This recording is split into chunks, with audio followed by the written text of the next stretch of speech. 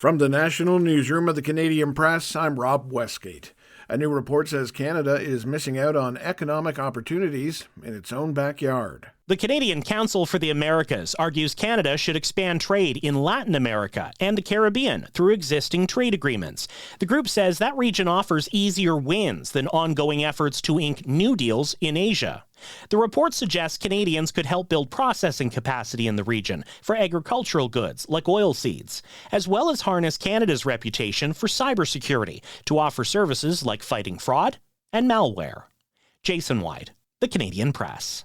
Ceremonies were held in Montreal last night, as well as across the country, to remember the 14 women who were murdered at Polytechnique Montreal 36 years ago. Prime Minister Mark Carney attended the Saturday night memorial, where 15 bright lights shone into the sky, one for each victim of the massacre and another representing all victims of gender-based violence. Carney told reporters progress has been made on the matter, but it's still not enough.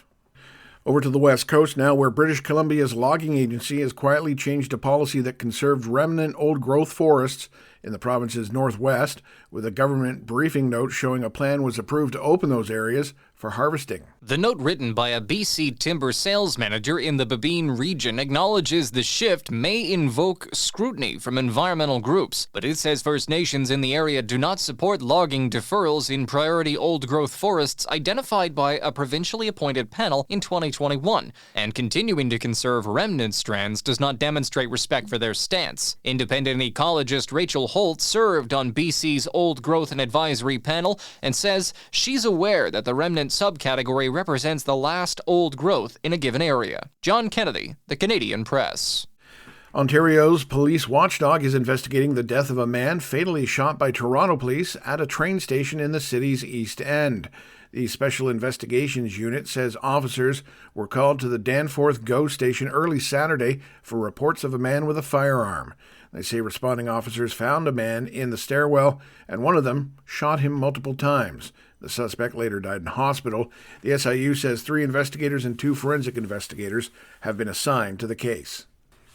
And finally, former Prime Minister Justin Trudeau and pop superstar Katy Perry are heating things up on Instagram.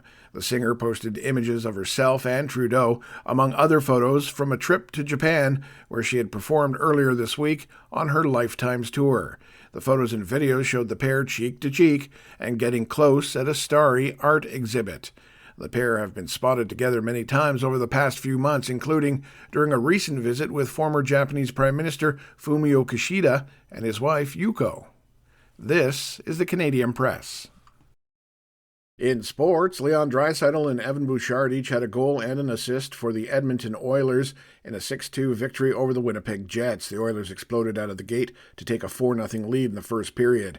Meanwhile, Joel Hofer made 41 saves as the St. Louis Blues held off a late rally by the Ottawa Senators to walk away with a 2-1 win.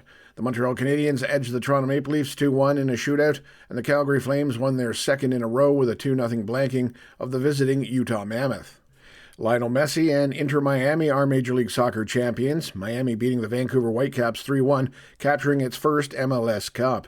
Canadian international Ali Ahmed scored for the Whitecaps in their first MLS Cup final appearance. Germany, Belgium, and Croatia are among the teams that are set to play in Canada at next summer's World Cup. FIFA unveiling the tournament schedule, including 13 games here in the Great White North. Vancouver will host 7, while Toronto gets 6. From the Canadian Press, I'm Rob Westgate. Thanks for listening. Don't forget to follow and subscribe. For more of today's top stories, visit thecanadianpressnews.ca.